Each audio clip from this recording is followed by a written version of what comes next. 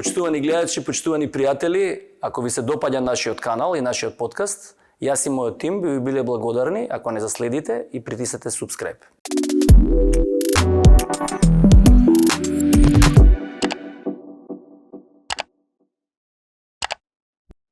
Почитувани гледачи, почитувани слушатели, добродојдовте во нова емисија од мојот подкаст.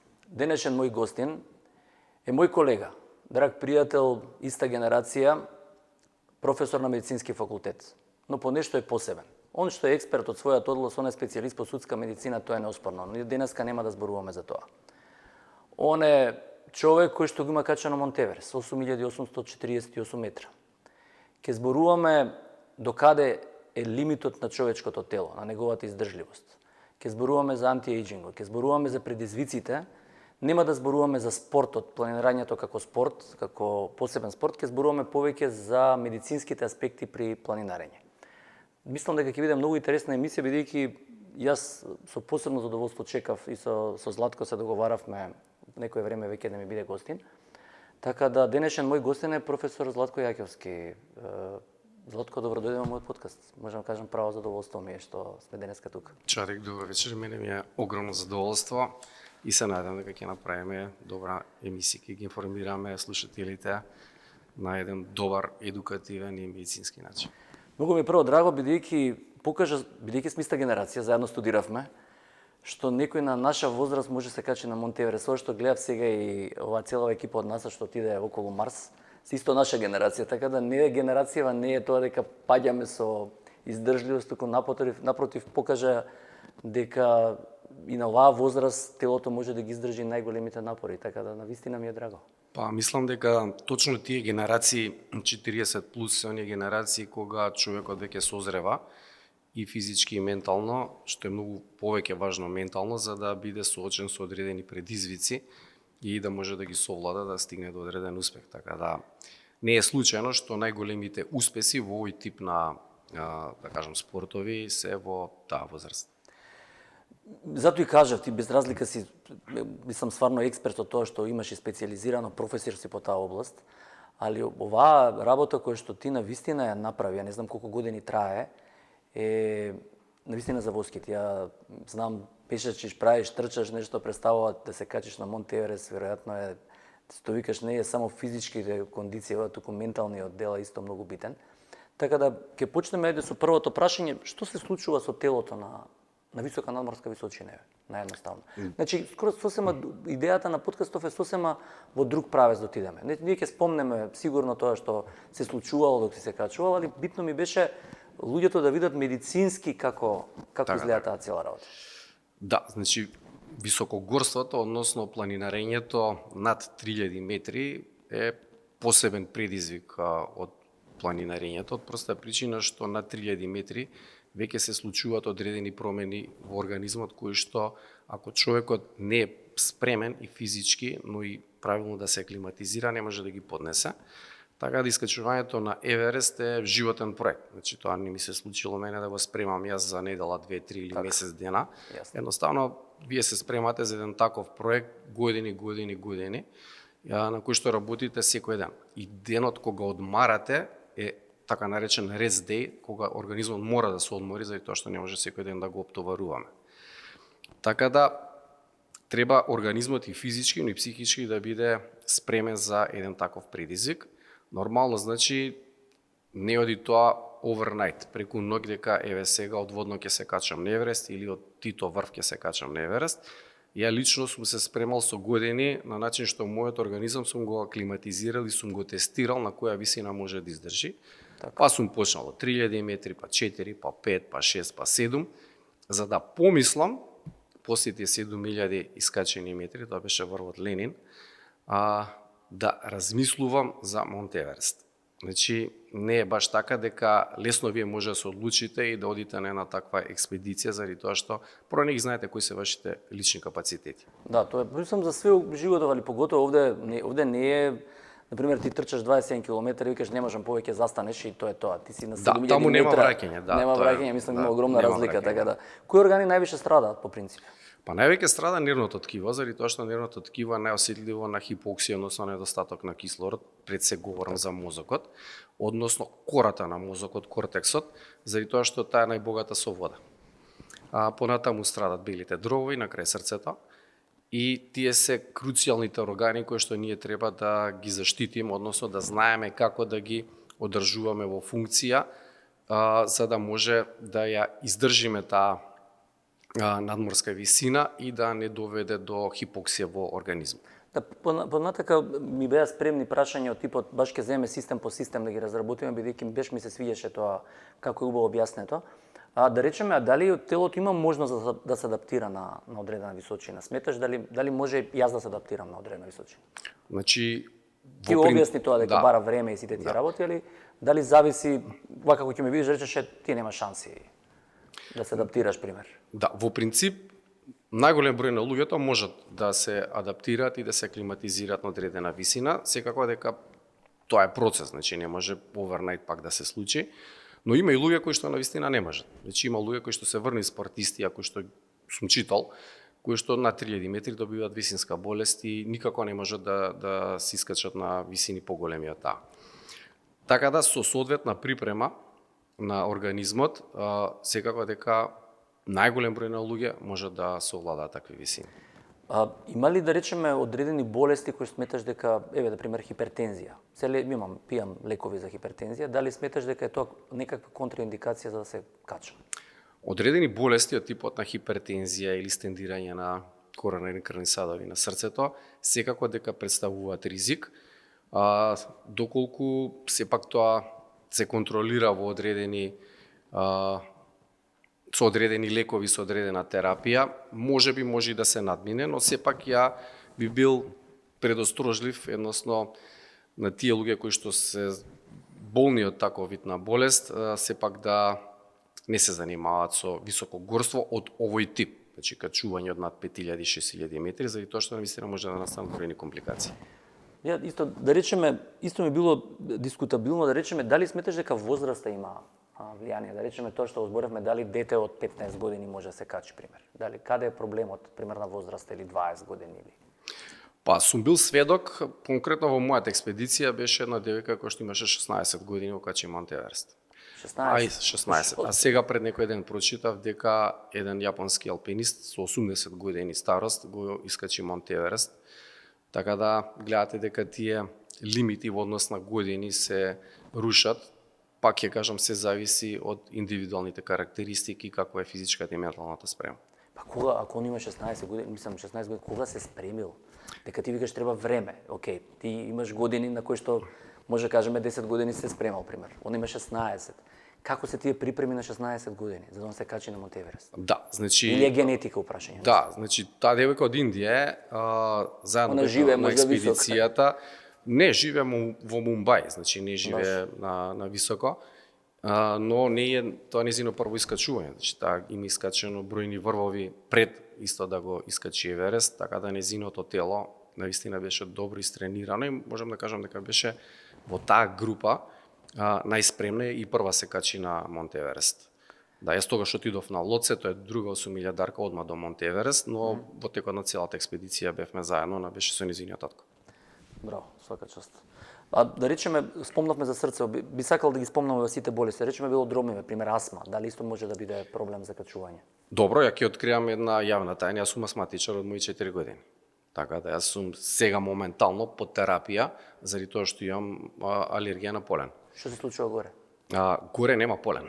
Нема проблем. Заради тоа што на тие висини каде што има вечен снег нема полен, но како идеја, значи со соодветна терапија, бидејќи јас земам терапија за бронходилататори и кортикостероиди, јас ја држам во баланс таа болест за да можам нормално да функционирам. Ова ми е, мислам, убаво да се каже бидејќи има луѓе кои што имаат одредени вакви хронични заболувања и сметат дека треба дома да седи, дека не треба нигде да оди, дека не сме да трча, дека не сме да планинари, дека едноставно ова е одличен пример да знаат сите дека не значи тоа ако имаш некаква хронична болест дека ти си на некој начин инвалид. Значи, апсолутно да. Значи, јас имам таа хронична болест речиси цел мој живот и активно се занимавам со спорт, значи активно, поактивно не може. Без никаков проблем.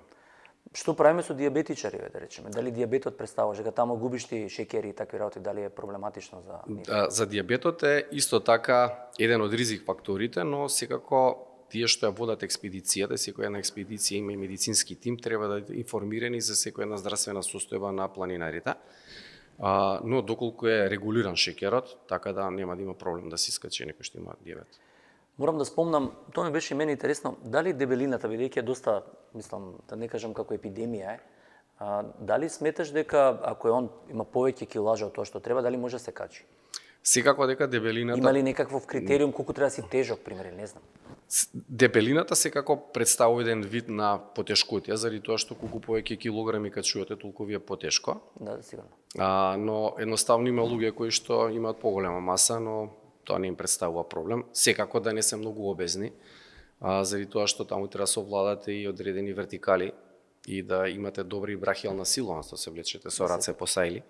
И е многу потешко ако сте вие пообезен човек, така. Така, јасно, тоа е... Друго ако имате постегнато атлетско тело и плюс да кажам дека со себе носиме и тежина, значи имаме ранец, Да, плюс и во кој тоа. што има облека, храна и над 7000 метри носиме кислородна боца која што исто тежи 12 килограми, така да не е тоа лесно уопште. И сака да кажеш дека ова девојче од 16 години све ова носи со себе? Се носеше со себе, да.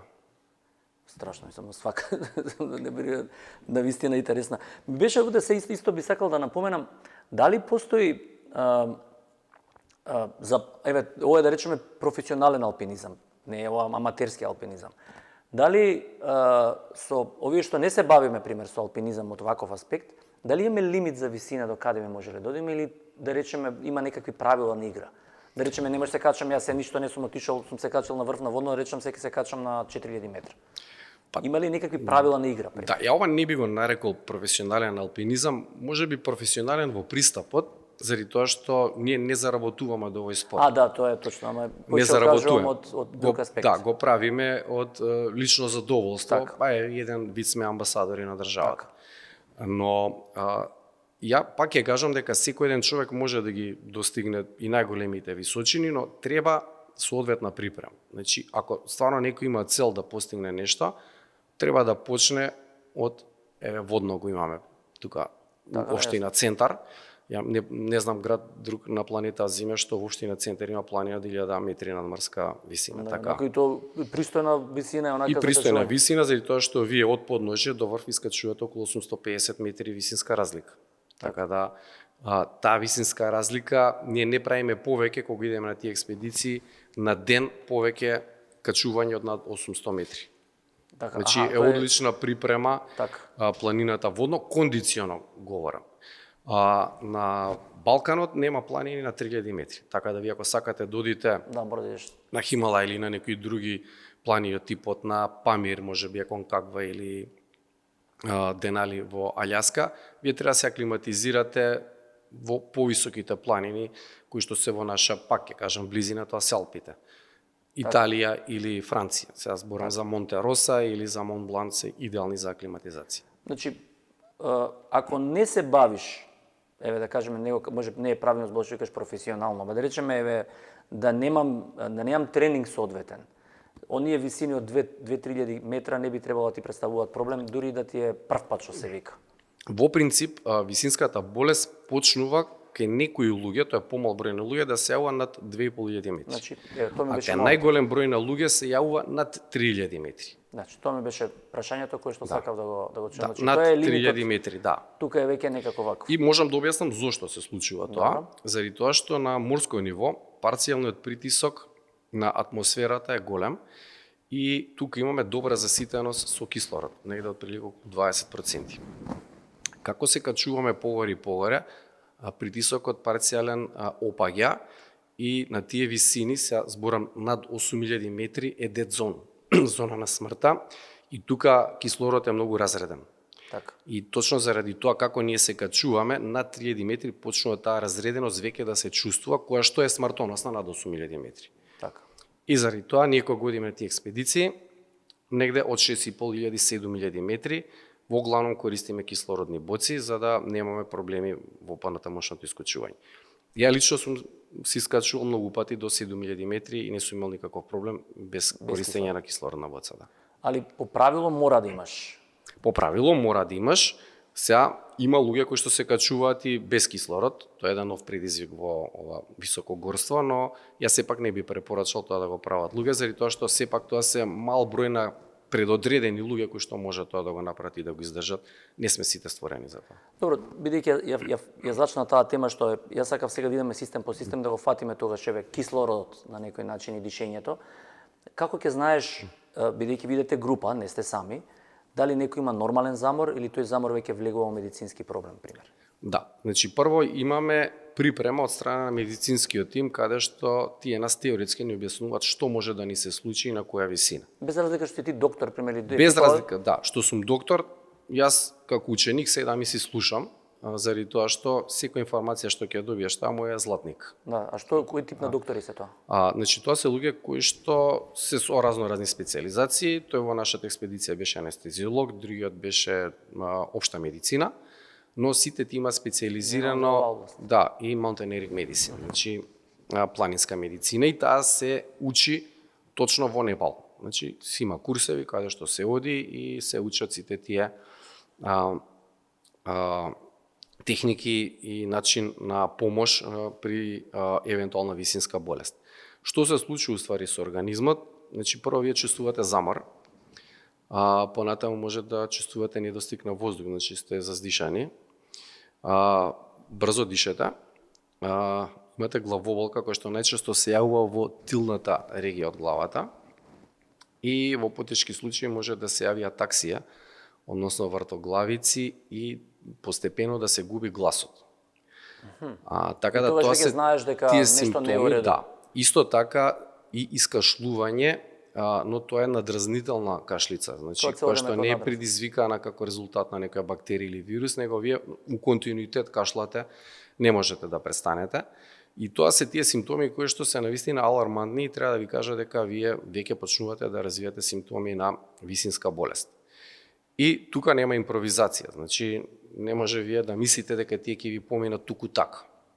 Значи мора се преземат мерки. Прво и основно што треба да се направи е да се спуштиме на повисока надморска висина. Значи не смееме да одиме понатаму нагоре, туку што побрзо да се спуштиме, што е можно подолу на некое безбедно место, дали е тоа камп или некое село, без разлика, каде што ние би можеле да се чувствуваме сигурни и да примеме соодветна медицинска терапија и нега. Во што се огледува таа терапија, сега пак ќе кажам во зависност од симптомите. Добро. Така да ако тие потекнуваат од белите дробови, значи тогаш имаме и искашлување во вид на крвав исплувок, тоа е розев, заради тој едем на бели дробови, каде што и пермеабилноста на капиларите е зголемена. Тоа се јавува да речеме на веќе очекувате на, бидејќи се сите што одите вие сте на некој начин спремни, значи никој таму нема неспремен некој, претпоставувам во екипава што одите. Нема врска тоа, Не дали знаеш- некој не спремен знаеш или која не ќе спремен. те- Не знаеш. Значи може да не добиеш, но можеш Али и да има ли добиеш. висина до некоја висина кај што очекувате сите да сте окей, да речеме, до 4-5 илјади? Па доке 3000 метри сите очекуваме дека сме окей. се окей. Да, Од тогаш веќе не се но знае. пак ќе кажам нема правило. И сега да речеме, бидејќи малку ќе се вратам назад, бидејќи многу убаво го објаснуваш ова целото, ама би сакал пак да имаме систем по систем. Значи, вие сте на 3000 метри цела екипа, немате никои симптоми. Од еднашка, колку време останувате на таа позиција да се адаптира организмот, да речеме? Да. Значи како оди тој процес на аклиматизација? Еве да го објасниме процесот на аклиматизација. Е ти круцијален. Го адаптираш организмот да не дојде до овие последици. Точно така. Ајде. Значи тоа е пак цел еден процес кој што мора да го испочитува секој еден високогорец. Значи кога ќе Извини, тргнеме, само да прекинам предавањето, кај се докториве? На кој ниво ви го кажуваат? Доле скроз? да, значи прво такво предавање имаме во Катманду, од каде што започнува Тоа е на самата која експедиција. Катманду е главен град на Непал, така да Не, тоа на е. која висина е тоа? Од прилика мислам дека е 500-600 метри надморска висина, Не е високо. ништо драматично високо. Но авионот кај што слетува е Лукла и тоа е на 2880 метри. Така да тука сме веќе на граница каде што може да се добие висинска болест. И како иде таа превенција да не настане висинска болест. Значи, прво и основно тоа што мора да го испочитуваме е дека сите се движиме многу бавно. Зошто бавно? Пред се да не се замориме, да не се испотиме, да не дишаме брзо, заради тоа што и со дишењето ние губиме течности. Добро. Друго, качувајќи се бавно, ние му овозможуваме на организмот да шаржира коскената срцевина повеќе еритроцити. Добро. Заради тоа што таму имаме недостаток на кислород и самиот организам шаржира повеќе, самата коскена срцевина шаржира повеќе еритроцити. И што е многу важно, во цел тој процес на искачување, ден-два пред да почнеме со искачување, ние треба да се рехидрираме со отприлика минимум 3 литри течности на ден. На тие 3000 метра. Да кажем, Значи, на првата уште база. пред да тргнеме, значи тргнуваме на Лукла, например, утре, ние треба ден претходно да почнеме со 3000 користење 3 литра течности. течности на ден. И тие ги пиеме во континуитет, заради тоа што не смееме да дозволиме ние да дехидрираме. Сега, пак има тука трик, како вид на течности. Значи, најдобро е да се пие вода со електролити. Зошто? Заради тоа што ние губиме електролити. Ако ние внесуваме само вода, може да дојде до процес на хипонатремија, односно ние да го изгубиме натриумот и како резултат на тоа ние да дојдеме до состојано на хипонатремија, кога ќе ни предизвика на нас проблем. Значи тоа што ќе почувствуваме замор, ќе почувствуваме главолка, ќе почувствуваме вртоглавица. Така да, внесувајќи електролити, тоа се пред се калиум, натриум, магнезиум, хлор, ние на организмот му овозможуваме да ги задржи тие електролити во самото крвно корито. Исто така... А што правиме со храна? Со храна, значи, во главном треба 70% да биде јаглено-хидратна храна, 30% да биде протеинска храна. Значи, тоа И мора масти, да. Зошто? Заради тоа што ние мора ностоп мускулите да ги шаржираме исто така со шеќер, јаглени хидрати, заради тоа што им треба сила. Ако тие немаат јаглени хидрати, ние ќе застанеме, ќе немаме сила да се искачуваме. Така. Одреден број на луѓе кои што не можат да ги совладат и овој тип на аклиматизација, користат еден лек се вика ацетазоламид. Ацетазоламид е лек за глауком, односно за зголемен очен притисок, кој што меѓу другото се дава и за епилепсија, но исто така се дава и за превенција на висинска болест. Но треба се знае дека тој предизвикува диуреза. Така да фактички тој ја спречува појавата на едем на бели дробови, едем на мозокот на начин што стимулира диуреза и тука повторно можеме да дојдеме до хипонатремија. Заради тоа треба многу да внимаваме како тоа ќе го балансираме зимајќи диуретик со повторно зимање на течност, заради тоа што не сме да се оставиме да бидеме без течност, така ќе дехидрираме и ќе направиме електролитен дисбаланс. Така да исто се започнува со ацетазоламид отприлика 2 дена пред да се почне со искачувањето и го користиме во континуитет додека не се климатизира. Сега што е многу важно. Значи вие никој пат не одите од една точка до друга точка само нагоре. Работата е што и таа филозофија во високогорството се вика качи се високо, спи ниско. Значи ние ќе постигнеме одредена точка, например, планираме да се скачиме на 3000 метри, ќе се качиме до 3000 метри, седиме час-два, се зависи какви се временските услови, и потоа се спуштаме на 2600 да спиеме. Зошто? На тој начин ние го одмараме организмот и му дозволуваме да има време побрзо да се регенерира. Се знаат отприлика на колку треба да се спуштиш или има правила, веројатно? Па си има правила, се зависи каде одите, на која експедиција. Ако си на 5000 се спушташ на... Ако си на 5000, значи се спушташ негде отприлика на 4000 метри. Значи 1000 метра доле скроз. Чадик, јас сум се спуштил од 7300 метри на 3800. И тоа се вика Oxygen Holiday. И пак одиш горе. И после пак одиш горе, да. Што горе? Значи тоа е цел процес на аклиматизација, заради тоа што вие ако не се спуштите, вашиот организам ќе изгори. Заради тоа што нашиот организам ниско отиде. Заради тоа што самиот осеќаш дека ти треба. Не, таков е програмот, заради тоа што вие кога ќе се спуштите долу, вие тука дишете кислород и организмот се буди. И со тој број на еритроцити што го имаме ние веќе во нашата крв, тој го акцептира цел кислород што ние го имаме околу нас. А кој ти го кажува тоа? Или сите се спуштате заедно? Значи, некој може да остане у бейскемп. Јас првиот пат го направив тоа, останав и немав доволно сила да го искачам Еверест. Втор пат кога отидов да го качам Лоце, кој што се 300 метри разлика висинска. Се спуштив Oxygen Holiday направив, без проблеми го качив Лоце, заради тоа што организмот ми беше многу подобро регенериран и спремен и при тоа таа висина од 3800 до 5300 метри качи во еден ден. Браво, Златан, свака чест. Значи, збориме за еден вид на процес како нашиот организам се аклиматизира на тие висини. Колку треба за Монт Еверест пати да застанеш? По некоја просек некаков. Па, самото качување до Еверест Бейс Кемп, кој што е 5300 метри, трае една седмица, значи 7 дена. Значи има неколку станици каде што ностоп одиме горе-долу и при тоа кога ќе стигнеме до Еверест Бейс Кемп... 7 дена идеш горе-доле, горе-доле? 7 дена, да, горе-доле, За горе-доле. адаптација на изгода. За аклиматизација на самиот организам. Браво. Во спротивно, искачувањето ќе биде неуспешно. Има таму трки, трейлови кои што се на таа патека кон Еверест Бейс Кемп и луѓе кои што не се аклиматизирани, иако се тие ултра трейл ранери, на 3000 метри колабираат и ги враќаат со хеликоптери. Така да вие ако сакате да се тркате, треба да направите таа аклиматизација, се спуштите, се одморите и се чекате да дојде момент за трка. На колку е последната станица пред да се качи за Монт Еверест? За аклиматизација? Да. За аклиматизација последната е Камп 3, тоа е 7100 до 7300. И колку време седиш таму? Првиот... Ако има добри временски, нормално. Да, ако првиот пат е тачдаун, значи седиш колку дозволат временските услови. Првиот пат сум седел околу 2-3 минути, заради тоа што не фати една меќава и беше ризик да останеме таму. И се спуштив да не смрзнеме, да. И се спуштивме одма во Камп 2, тоа е на 6400 метри.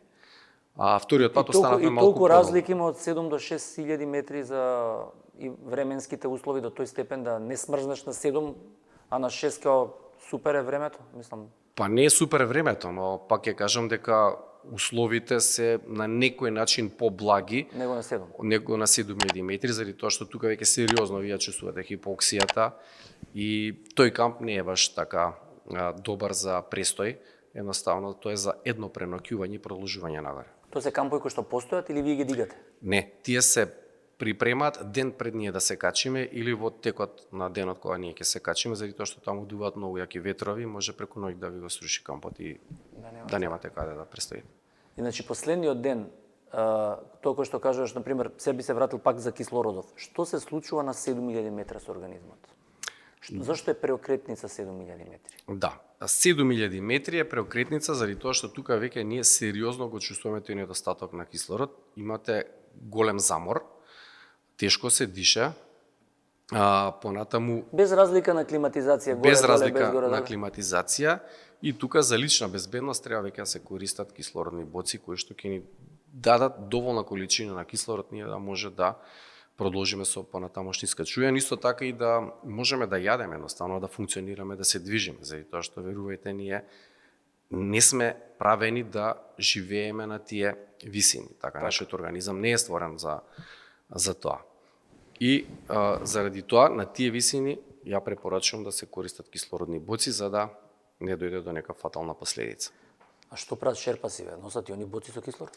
Апсолутно, да, и шерпасите носат боци со кислород, иако тие се и генетски предиспонирани заради тоа што живеат на тие висини, каде што имат ген кој што имат 3 различни гена кои што му возможуваат да живеат потврдени, научно се публицирани, значи ги има на PubMed тие трудови, кои што му возможуваат да живеат на висина од 3 до 4-4.500 метри без проблем. Кој ќе тука би го спомнал бидејќи збориме за кислородот и за како приметувате, се случува ли често бидејќи ти си на 7000 метра горе, има едем на бели дробови? Да, едем на бели дробови. Што правите во такви ситуации? Да, значи прво доаѓа дека тоа е да вистина до често кашлање. озбилна. Значи кога сме ние во еден камп седнати, значи тоа е еден оркестар од кашлање од секој шатор. Значи многу луѓе го добиваат тој едем на бели дробови, буквално кашлање од секој еден шатор, кое што не може да се сопре, исплувок розеникав, тешко дишење и во тој случај значи се даваат лекови кои што овозможуваат да се намали тој белодробен едем. Кои се тие лекови? Значи се дава Виагра, зашто заради тоа што таа ја намалува пулмонарната хипертензија, но исто така доведува и до периферна вазодилатација која што повторно го намалува белодробниот притисок. Понатаму се дава урбазон, кој што исто така го кортикостероид, кој што го намалува белодробниот едем, и тие ни се два круцијални лекови кои што може да не спасат од белодробен едем. И исто така се даваат нифедил се дава, кој што прави подобра исхрана на срцевиот мускул, заради тоа што тој ги дилатира корените крвни садови и обскрбата со крв, односно доток на кислород до самото срце е подобрено, така да срцето ни работи во подобра кондиција. И при тоа, и покрај дадената терапија, треба да се даде и кислородна поддршка и што побрзо лицето да се спушти во камп подолу, ако не и да се евакуира во градска средина. Заради тоа таму има и рескју тимови, хеликоптери кои што ностоп има, освен навечер, заради ризик да не дојде до некоја несреќа. Тие почнуваат да летат, чим ќе изгрее сонце, почнуваат да летат хеликоптери и дел од тие мисии се спасувачки мисии, кога одреден број на планинари се спуштаат во подолните кампови. Се случува некој да го игнорира тој момент и да ипак да се качи и фатално да заврши. Сигурно, предпоставljam. Да, се случува, но најчесто луѓето немаат сила да продолжат да се искачат понатаму, односно таа симптоматологија им се јавува при самото искачување на врвот или при спуштање. Заради тоа што и при спуштање, вие точно треба да го искалкулирате времето за колку време ќе се качите, и за колку време ќе се симнете. Заради тоа што некој сме се качили, сме завршили само 50% од работата. Другите 50% се да се симнеме. Во тие последни 50% вие сте заморни, губите концентрација и времето е лимитирано, се нарушуваат временските услови и може да дојде до бројни несреќи кога и настануваат фактички најголем број на смртни случаи. Ние збориме за 7000 метра. До горе има 1800 метра. Така е. Тоа збориме уште две водна до горе има. Јас, да бидам искрен, само моето лично искуство кога го искачував Еверест, негде до 8600 ја буквално не чувствав никакви проблеми. Ни едем, ни... Ништо. Значи се чувствував многу силен и физички, збориме ментално. Збориме за вториот пат кога... За првиот пат зборам се. За првиот пат до 8600 немав никакви проблеми и на тој последниот дел се вика Хилари Степ, последниот срт е тоа да се стигне до врвот, каде што се оди горе долу, значи тоа не е рамен срт. Тука јас буквално се издишав, едноставно западна во една хипоксија и многу тешко со кислород со се. И со кислород со се многу тешко го искачив Монт Еверест. За жал, при искачувањето на Монт Еверест имавме несреќен случај, еден наш пријател планинар почина. Значи доби едем на мозок. И покрај второ прашање како компликација. Покрај сето тоа што беше дадено кај него да се спаси, значи со бројни урбазони, оксигенска терапија и така натака, за жал тој почина и неговото тело се уште горе. Јас имав некаква среќа, бидејќи тогаш се искачувавме. Горе се качува и се стабилизираше после? Јас? Да. Апсолутно не. Значи, мене повторно ми беше многу тешко до тие 8600. И заради таа несреќа што се случи со нашиот пријател, се потрошија сите кислородни боци. За некоја среќа јас преживев 18 часа без кислород во дед зон. Како сум жив, јас и уште не знам.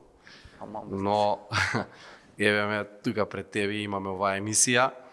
18 часа бев во дед зон без кислород и првата боца на кислород ја добив на Лоцекам на 7900 метри кога се спуштив еден кам подолу. А за колку време? 18 часа горе седевте без кислород, без ништо? Да, не фати не време и моравме да... Што чувствуваше на себе, само на психолошки да речеме, или медицински, што чувствуваш на тебе, например? Едноставно се препуштив на судбината, викам што биде, за среќа сабајлето дојдоа луѓето, јас жив. Ми кажа дека немаме кислородни боци, дека еден наш планинар е почина, ние не знаевме в суштина што се случувало горе. Други двајца планинари им премрзна прстите, па после тоа им ги ампутира дел од прстите. Само јас се вратив читав. Мислам, што се случува со срцево, например? Тоа ми исто интересно. Да речеме, дали има разлика, би го кажал повторно овој момент, качувањето што е, да речеме, и тоа што викаш 18 часа си без кислород, значи имаш хипосатурација, имаш тахикардија, предпоставувам, така. Можна аритмија, немаш лекови, не знам дали имаш лекови 18 часа, хипотермија, ние да речеме, јас стално кажувам, кога оперираме срце, една од техниките за оперирање на срце ние го викаме со циркулаторен арест. Значи детето го смрзнуваме на 18 степени и ја исклучуваме бајпас машината и ние можеме да го оперираме детето, све се исклучува машина, вентилатор, ништо не работи. Имаме 40 минути тоа да го коригираме во циркулаторен арест се вика. Цела крв се вади и го правиш. И после полека го загреваш телото да почне срцето да чука. Значи ти се наоѓаш, иако си ти облечен, ти си во хипотермија. Сега, ризичната температура е 18 до 20 степени на телото. Која е твојата температура на 8800 метри минус која е? Значи, при тие искачување ние користиме соодветна облека. Значи, тоа се едни специјални скафандери кои што го покрива телото, специјални ракавици, чизми, но тој дел што ни е незаштитен е лицето, каде што настануваат најголем број на смрзнатини, што ги викаат еверскисес. Да, јасно. Кои што секој еден планинар кој ќе се симне ги има во поголем или помал обем. Но зошто доаѓа уствари до смрзнатини? Уствари до смрзнатини на периферните делови од телото, тоа се прстите, носот, ушите, доаѓа како резултат на таа периферна вазоконстрикција заради недостаток на кислород. Да, значи не зборам за студ, туку зборам за недостаток на кислород. Не ти доаѓа крв, автоматски нема крв, нема кислород. И сега телото нормално се штити и ја централизира крвта во виталните органи, мозок, срце и бели дробови и фактички периферните органи ги остава на милост и немилост. И точно заради тоа доаѓа до тие гангрени. Без разлика иако сите носиме иста опрема, без разлика. Сите носиме иста квалитетна опрема, но кај некои се случува, кај некои не. Пак ќе кажам, тоа се индивидуални карактеристики.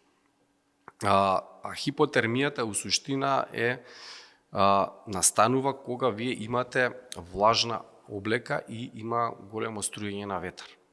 И тогаш телото се лади. Знаете, центарот не помага ништо. Да, за регулација на температура е хипоталамусот и тука доаѓа, значи, до патофизиолошки промени, кога прво доаѓа до една периферна вазоконстрикција, заради тоа што телото ја центрира крвта во виталните органи и кога ќе се исцрпи тој процес на заштита од хипотермија, доаѓа до периферна вазодилатација, кога крвта веќе преминува и во периферните делови од телото и што се случува тогаш? Тогаш луѓето чувствуваат топлина. Да, класика. И тие почнуваат несвесно да се соблакаат. И затоа често пати може да чуете дека има планинари кои што се најдени соблечени. Зошто? Заради тоа што заради таа периферна вазодилатација тие чувствуваат голема топлина, но во ист момент заради таа хипоксија ние имаме хиперкапнија, кога мозокот е веќе и во одреден процес на халуцинации. Дека CO2 има зголема. Да, и халуцинации, тие се осеќаат среќни, се осеќаат безбедни и тоа е така наречена таа бела смрт. Да, кога луѓето умираат среќни, а се уствари премрзнати и се Што прави тоа ситуација? Да речеме, ми беше интересно како комуницирате меѓу себе. Како се, целите сте покриени, се слуша кога зборувате меѓу себе? Тоа многу тешко се слуша кога комуницираме меѓу себе, заради тоа што покрај тоа што имаме маска и говорењето е неразбирливо, исто така и има големо струјење на ветар. Така да и ветерот ја нарушува комуникацијата помеѓу првиот, да кажам, водич и качувачот. Така да треба да сте малку и уигран тим за да може добро да се пратите, за да не дојде до проблеми со комуникација. Ако се познавате ова и се да речеме смрзнатени, што правите у такви ситуации? Има ли можност да си помогне со смрзнатините? Со смрзнатините, значи првиот што треба да направиме се повторно се спуштиме надолу. Друго решение нема. Друго решение нема, буквално нема и понатаму нели во соодветна медицинска институција се даваат одредени лекови за да дојде до санација. Доколку вие на пример почнете да ги триете рацете или да ги ставате во топла вода, ќе направите уште поголем проблем, заради тоа што ќе дојде до нагла вазодилатација, така ќе предизвика гангрена. Така. Тука би го спомнал, да речеме, која е симптоматологијата и дали си видел кога настанувате едеми на мозок, например. Кажавме на белите дробови, оток, да речеме на мозокот. Мозокот исто е страшен кога се случува таа ситуација. При едем на мозок, прво и основно тоа што ќе го осети секој еден е неразбирлив говор. Значи, прво ќе има проблем со говорот, ќе има главоболка. И самиот си како свесен. Како што кажав, да, атакси, значи некоординирани движења, И понатаму ќе почне да чувствува огромен замор и едноставно телото постепено запаѓа во кома. Во тие случаи може да дојде и до мозочен удар.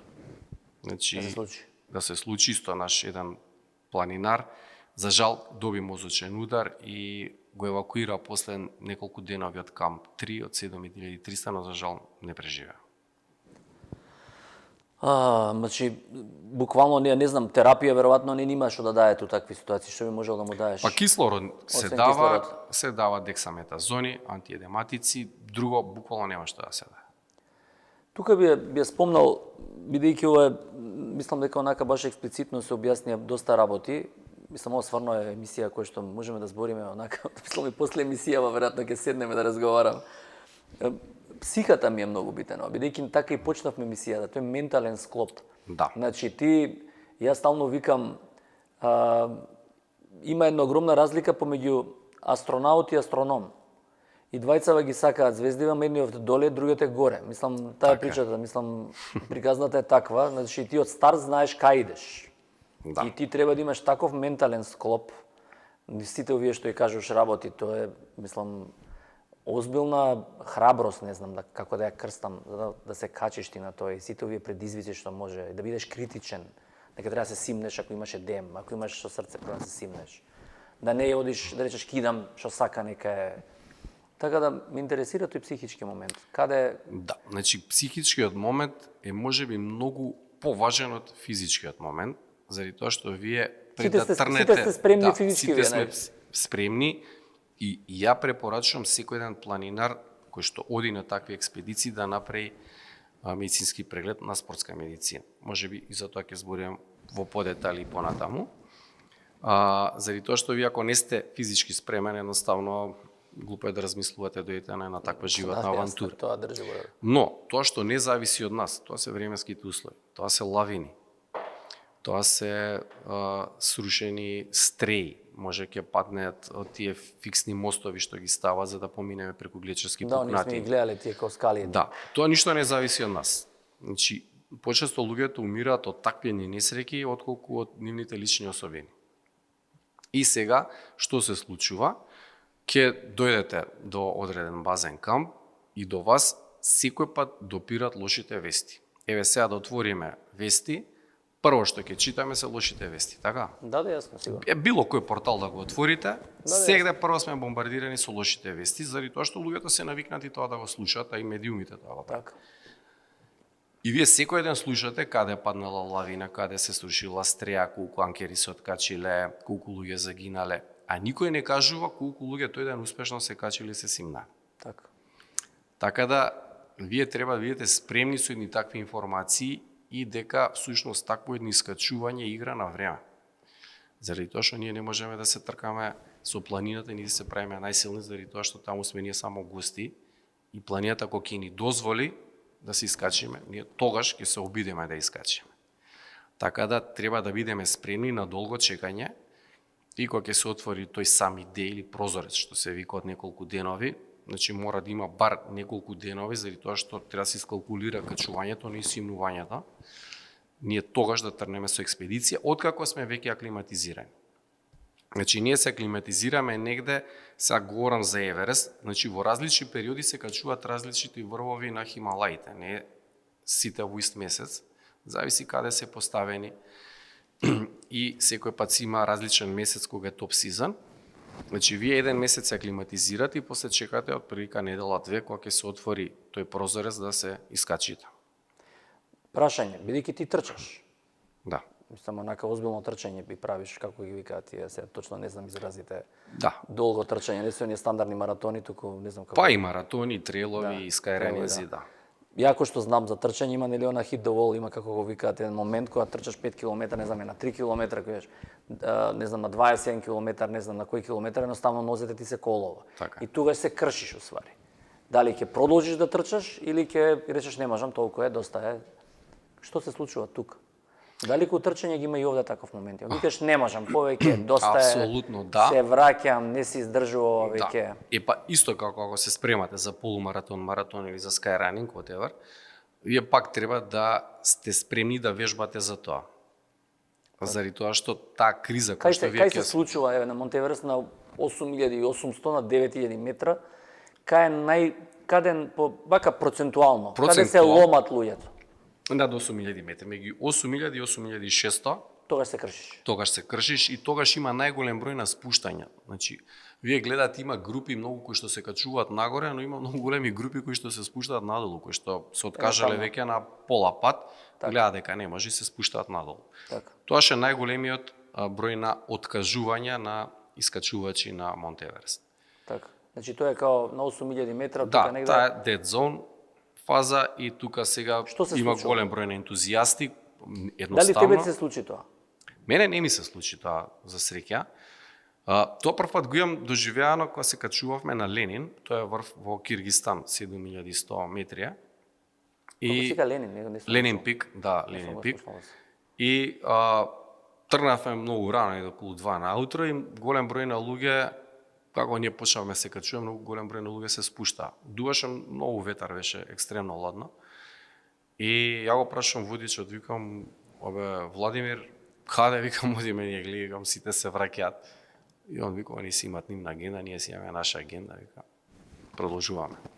Така да, пак зависи и временските услови какви се. Голем број луѓе и се плашат од временските услови, кога е многу ладно, има доста ветар, и тој психички момент ги крши ментално и одлучуваат да се откажат. Но пак ја кажам, многу е важно да знаете да направите и соодветна суплементација со јаглени хидрати. Тука би спомнал, би те прекинал. Дали тимот одлучува, дали ти помага тимот? Да ти рече, Злате, можеш, Да, идеме. значи имаш водич кој што он ги следи твоите, да кажам, психофизички кои се тие водичи? перформанси. Шерпаси се тие Тоа или се други? шерпаси, да. Најчесто. Во принцип, таму имаш од 7000 метри еден шерпаш кој што е заложен за тебе. Лично за тебе. Лично за тебе еден шерпас, да. 10 луѓе, 10 шерпаси. 10 луѓе, 10 шерпаси. И тие одат заедно со нас и тие се и обучени како да третираат и да превенираат висинска болест. Значи, ако те видат дека не си добар, те собира назад и толку нема дискусија. Нема вако. Да. Не, Заради па, тоа што викаме, покрај хипоксија имаш едем на мозок, имаш белодробен едем, имаш срце проблеми. Може тоа све тромбоза да тоа настане. не, тоа може све, да, што викаш тромбоза. Сте имали ситуација тромбози? ја лично не сум видел тромбози, но знам луѓе кои што добиле тромбози и последно ги евакуирале, среќа се живи. Така, дај Боже. Али целата работа, викам, бидејќи сите овие работи кои ќе напоменеш, што све може да донесе до несоодветно резон да имаш во однос во одлуката што ја правиш моментот. Немам гајле, ќе идам до горе. И што се случува горе кога ќе се качиш? Па ја лично Еверест не го доживеав како некое преубаво искуство, заради тоа што бев во тајна хипоксија и бев како алкохолизиран.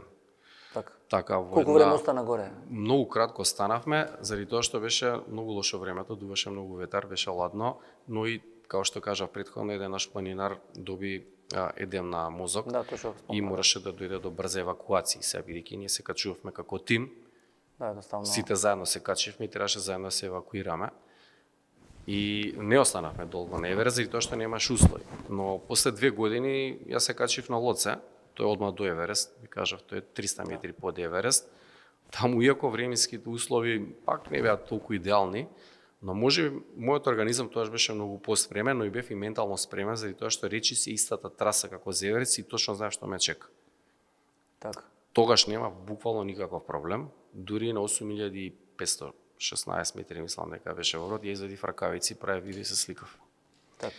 Значи, збориме за нешто што јас лично сум го направил, сум го доживеал и знам дека е возможно тоа да се случи.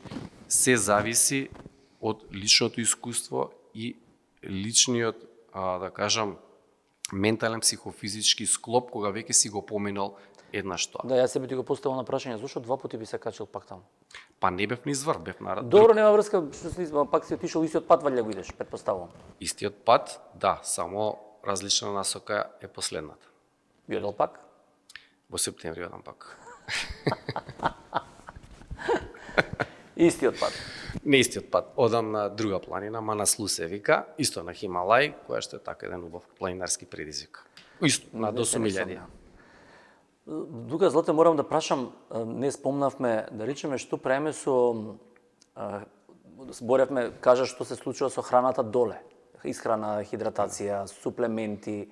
Има ли како се качуваш нагоре различна храна, колку јадете, колку пиете, такви ствари? Да. Значи таму вода нема. Дека носиш раме зрчо 12 кила, има неа претпоставам храна носите. Да, има храна, има Едино вода не облека, носите бидејќи имате кислородни снег. боци, вода носиме, значи отприлика носиш пак 3 литра со тебе, тоа е стопен снег.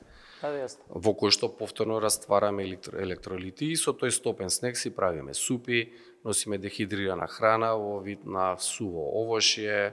Значи таква е храната, овес, нема, значи све. Да, овесни зрна, дехидрирано месо. Колку пати но исто денот така и јадете? па се трудиме да јадеме 3 пати. Со тоа што гледате на тие висини вас нити ви седе, нити ви се пие, така да вие на сила тоа мора да го правите, едноставно да го Така мора да храните нешто. организмот за да може да функционира. Се знае ли точно, има ли некоја проценка, нели кога трчаш, кога правиш, колку калории се губат? Од тоа се губат многу калории, заради тоа што на тие висини нашиот организам страда. Јас кога ќе се вратам од таква една експедиција, при тоа Бијафра. не сум дебел човек, ја слабеам по 7-8 кг. Си ми е за тоа. Си мињам за тие месец и кусор што ќе бидам таму, јас сум отприлика 7-8 кг послаб. И тоа у суштина многу го троши организмот и еден вид и го старее. Сега зборам за тие висини, заради тоа што таму се е катаболизам. Да, јасно. Значи, вие да ништо да не правите, само да седите во тие услови, вашиот Трошиш. организам се троши. Да. И заради тоа е препорачено да го направите тој оксиџен холидеј, да се симнете таму каде што Кај има што? кислород, има едно селце долу, И Пангоче тоа се не те вика праша, на да речеме од 3800. 7000 кога се спушти на 3. Да. После колку време ти требаше пак да се качиш догоре? Па јас седев едно 10 дена од доле на 3800 метри. А оваа екипа беше со тебе? Тие си продолжија нагоре, те оставија? Или ти одиш со друга екипа? Не. Дел од екипата се симнавме дел на се заедно, 3800, друг дел од екипата се симна дури и на 3300, некој дел од екипата се симна дури во Катманду. Така, јасно. Тогаш, ајде да ги спомнеме тука, да речеме, дали тука користат лекови некои, да кажам, кои што не треба да ги користат лекови? Дали луѓе употребуваат некакви, не знам, амфетамини, појма немам, некакви лекови кои што ти даваат као сила, да кажеме? Да, значи дел од луѓето користат такви амфетамини, стероиди, кои што, мислејќи дека ќе им направат добро, за жал тие лекови прават многу полошо и доведува до тромбози. Да. И- Што најчесто користат? А, Од лекови вака што мислиш дека би ги па користат? се боцкаат со стероиди, се боцкаат во мускули, да. И свесно го прави тоа. Свесно го прави Он не е некој Не, неук кој што нема свесно го прави, штом качил горе стероиди, знае зашто ги земал така. и најчесто тоа, мислам, Најчесто завршува фатално. страшно. Иако им е укажано дека не треба тоа да го прават. Ова што го донесе, што е уствари, ми рече ќе го покажеме, ми е Да, интересно што значи го ова гледам. е еден медицински кит кој што го добиваме од нашите доктори, каде што доколку се случат некакви симптоматологии, тогаш треба да ги користиме овие лекови. Сега тука е убаво обележано Да има мозоче, дека имаме мозок, имаме бели дробови и имаме прсти. добро. И зависи од тоа каква симптоматологија имаме, треба да користиме дали лековите за бели дробови, за мозок, за Така. бели дробови или за екстремитети. Така да тоа е како first aid kit што треба да го користиме и одма треба да го известиме нашиот шерпас дека не се чувствуваме добро. Така. Заради Ова тоа што помага тој по во тебе? него? Си ги пиел ти? Ја се лично случило? за сега не сум користел никакви лекови, за среќа, но повеќето планинари ги искористија. Да Тоа што е кажеме, многу важно исто да не заборавам, многу е важно да се почне да се користат уште пред самото качување пробиотици. Аха. Тоа е многу важно Да заради водиш тоа што микробиомот. зашто го нарушуваме таму микробиомот со самото тоа што пиеме вода, јадеме таму храна која што е пак миена со таа вода или јадете супа или чај кој што е припремен со таа вода и може да дојде до обилни и диареи кои што покрај тоа што ќе ни направат дехидратација, значи доведуваат и до температури, гастроентерити и така натака, кои треба сериозно да ги третираат и со антибиотици и така. Што носиш ти од лекови кога се качуваш горе? Под лекови јас носам секој пат антибиотик, носам антипиретик, носам Зар секој можеш пат... таму температура да дигнеш на минус? Па сега, Колку е температурата горе? пак горе е отприлика минус 40, минус 50. Најгоре. Најгоре, да. Минус 40, минус 50. Период кога одите, тоа почнавме пред да кажеме, кој период се оди најдобар за идење нагоре? Април месец се прави аклиматизација и негде средина на мај почнува искачување на самиот врв, Тоа е негде до идеален период. 20 мај, 25 мај треба да се искачи. Тогаш цела сите идат Сите тој период. тогаш напаѓаат тоа, уште се вика трафик джем, кога гледате тие линии, ако сте ги гледале на социјалниве мрежи, кога на една линија се закачени стотина планинари, Да. тоа е заради тоа што сите тогаш ги таргетираат тие добри дена. Значи кажа антипиретик, антибиотик. Антипиретик, антибиотик, пробиотици носам, обавезно носам витамини, носам електролити со себе, понатаму носам ацетазоламид, носам виагра. Иако, значи, ние ги добиваме тие лекови, сепак јас си ги носам во мојот сет здравствен, така да сакам да сум сигурен сам за себе, Така, дека сум земал соодветна терапија. И колку трае да го финишираме, да речеме, колку трае од дента кој ќе отидеш во Катманду до, пример, да се качиш да до врвот и назад? 1,5 месец. 1,5 месец трае целиот. Тоа е идеално, 1,5 месец е идеално, да. А може да се пролонгира ради временските? Може да се пролонгира ради временските условија. Тие две експедиции што сум ги направил траеле отприлика месец и 10 на ден. Така. Имаш ситуација се качиш до негде и да дефинитивно време не се опорави да се вратиш назад, да Да, немаш ми се ни теоретски- случило тоа, да, ми се случило тоа. И што одмah од старт ти викаат нема теоретски шанси да се среди времево, враќај се. Апсолутно да, и видете, тогаш не треба да се експериментира. Јас сум се вратил и од Алпи, и сум се вратил од Македонски планини, кога гледате дека времето не ви дозволува. И македонските планови има до тој степен да треба да Како се не? вратиш. Значи во зимски услови тие се мимикрија на Алпи. Значи имаме доста снег, имаме ладни температури Така. и едноставно кога планината нема да дозволи, вие не смеете да си играте со животот. Сега да речеме, пред да дојдеме до последното прашање што ми беше исто интересно, рече ќе одиш повторно. Што припреми правиш сега? Па, што правам? Се качувам на водно, трчам на кеј, имам некој self-competition програм, се пријавам на овие трейл трки, каде што Има ли некакви Трчам врвови во природа. со помала висина кои што ги одиш? Знам дека сега скоро бевте со Вања отидовте. Да. Има, да речеме, дали тој исто влегува некаков тип на тренинг? пример? Па да, секако дека влегува, заради тоа што тој во што качевме последен Арарат е 5100 метри. Така. Значи, пак тука вие го тестирате организмот каков. А дали, да речеме, од денешка кој бидејќи си качил 8 и 800, дали 5 е лесно да ги качиш? Апсолутно дека не е лесно. Значи, секоја една планина си има свој предизвик, заради тоа што и условите кои што ги искачуваме се различни, не се исти. Дали Монте Еверест е најтешка ради тоа што е највисока или ради што е најзахтевна, односно другите врвови високи, над 8? За мене е најтежок, но сепак Монте Еверест не е најтежок врв на планетава Земја, не дека е највисок, туку едноставно има и други планински врвови кои што се технички потешки. Да ги искачиш? Например, тоа се К2, тоа на Исто Пурна, Анга Парбат, тие се таму планини, кои што Што бараат тие, посебно тоа? па По тие физички повеќе да имаш качување или? па самијата психофизичка спрема треба да биде на малку повисоко ниво од Еверест, но исто така треба да имате и многу добра среќа со временските услови. И тоа мора да се погоди. Тоа мора да се погоди заради тоа што тие планини буквално бараат да имате идеално време кога ќе се качите, ќе се синете. Например, К2 е многу опасна планина и со најголема смртност заради тоа што се поатрактивни идат голем број на планинари и процентот за можен ризик е многу поголем. Нанга Парбат е планина каде што има исто доста смртни случаи заради карактеристиките на самото искачување, тешка е.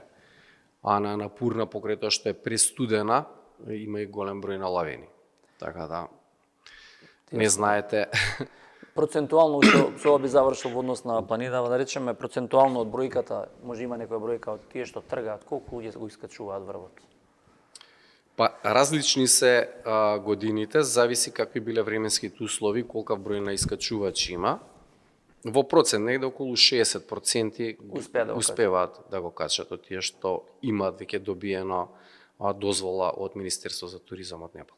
А како што е услов да добиеш дозвола? Треба да си платиш. Тоа е. Да. Они не проверуваат здравствено такви варијанти. Не, агенцијата проверува здравствено и мора да имаат исто така и здравствено осигурување. Ако немате здравствен преглед и немате здравствено осигурување, тие нема да ве примат во експедицијата. Така, јасно.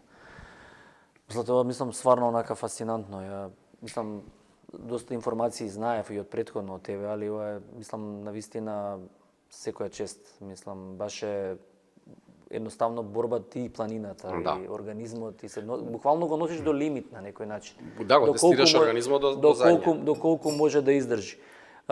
Тука би се вратил на она што знам дека исто многу внимание посветуваш, тоа е антиејджингот. Од ова ти што ми кажуваш, дали сметаш дека сите овие стресови за организмот го продолжуваат животот на некој начин? Океј, значи има Како би го објаснил ситуации ти тоа? кога Бидејќи ова некој горе-доле, притисок, ладно, топло. Има ситуации кои го продолжуваат животот, има ситуации кои што го скратуваат животот. Сега ако збориме за тој антиејджинг ефект од спортот и од природата, луѓе кои што се занимаваат со класично планинарење, не говорам за високо горство каде што вие сте изложени на многу стрес фактори, на ризици кои што го трошат организмот. Ако збориме за на класично планинарење до 3000 метри каде што имаме доволно вегетација, шума, зеленило, тогаш тој антиејджинг ефект ние го добиваме во целост. Зошто? Заради тоа што кога организмот е физички активен и кога се доведе до некој лимит на поголема физичка исцрпеност, например и трчање на спринт може да биде тоа, тогаш доаѓа до активирање на еден ензим се вика теломераза. Всушност теломеразата ги издолжува кревите на хромозомите кои што се викаат теломери. Добро. А всушност ние како старееме, така теломерите се кратат. А на овој начин вие го успорувате кратењето на теломерите. Добро. Тоа е еден момент. Друг момент, природата, односно самите дрва, лачат фитоцинон. Фитоцинонот го намалува значи, процентот на кортизол во нашиот организам. Значи, што помалку кортизол имаме во нашиот организам, толку ние повеќе се ослободуваме од стрес. Така да занимањето на спорт во природа, у суштина е еден стрес релив фактор.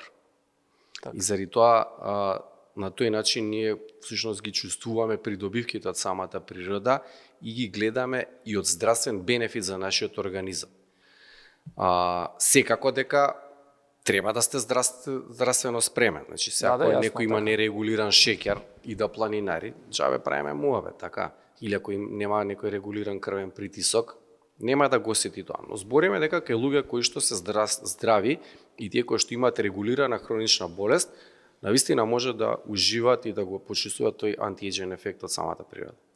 Значи, сметаш дека едно од главните фактори, не е ова што се боцка, што се прави, мислиш дека тоа е тотална глупост.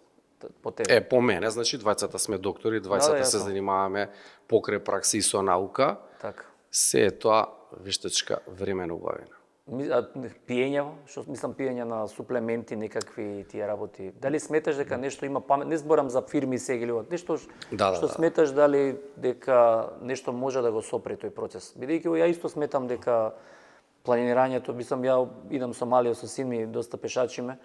Немаме вакво искуство се уште за овие, сакаме да почнеме нешто малку повисоко да одиме. Али навистина кога се вратиш дома тоа е како да си испил 100 лека. Препороден. Така е. Што препорачувам ја нормално, значи да се користат суплементи од типот на електролити, минерали, витамини. Заради тоа што при таа физичка активност ги купувате во аптека, така и ги губиш, а мораш да ги надокнадиш. Што исто сега сакаме да возиме кола, не сме ставиле бензин. Така да ние мора да ги вратиме назад и за да може правилно да функционираме. Значи тој тип на суплементи апсолутно го поддржувам и го земам. При тоа знам дека ако јас западна во електролитен дисбаланс, мојот организам нема да може да функционира. Исто така користењето на пауер гелови да не биде претерано во одреден момент може да се користи заради тоа што вие мора да му направите рифил на организмот, мора да го наполните со јаглени хидрати, односно шеќери, за да може мускулите да функционираат во одреден период. Така да пак за тоа треба да некој да ве води, да ве менторира, да знаете точно што да земате, како да земате, кој тип на суплементи да ги земате. Не се да земеме одеднаш па да западнеме во некое неразумно користење на сите тие суплементи. Злате, на крај е последно прашање, совет еден до јавноста. Што е за тебе некако една голема слика на све ова што зборувавме? Дали сметаш дека, иако јас мислам можеш и ти веројатно да приметиш, мислам дека луѓето повеќе почнуваат да спортуваат, бар у Македонија. за надвор веќе тоа знам, али Македонија приметувам планиниве се веќе полни, повеќе се возат точаци, повеќе се трча. Ти бар можеш да видиш до долги години со ова, не знам, еве некој финален. Значи, гледате, нашиот организам е направен да функционира. Значи, колку ние го пасивизираме организмот, толку повеќе таа машина е нефункционална. Така. Заради тоа, јас можам да препорачам секој еден човек од било која возраст да почне се занимава со било каков спорт кој што му одговара нему. Значи, не мора тој да планира. Може да е пешачење. Така, Да се разбереме, пешачењето пешачењето е доста здраво. одлично и е здраво за нашиот организам, пред се за кардиоваскуларниот и локомоторниот систем. Јас лично сум ги одбрал планините заради тоа што ми се одлична компилација каде што можам да го искористам буквално секој дел од моето тело да функционира. Значи збориме од раце, нозе, грб, стомак и така натака, при тоа спортувам во природата.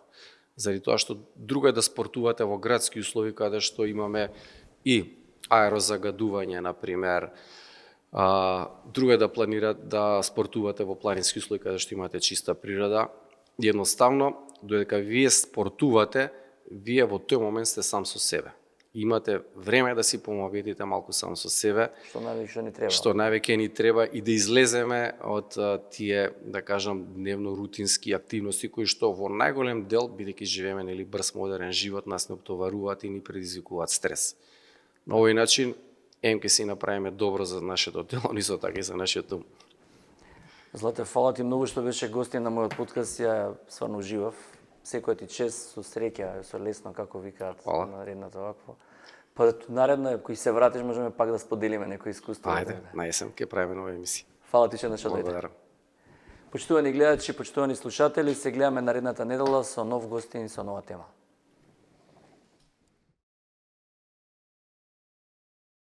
Почитувани гледачи, почитувани пријатели, ако ви се допаѓа нашиот канал и нашиот подкаст, јас и мојот тим би ви биле благодарни ако не заследите и притиснете subscribe.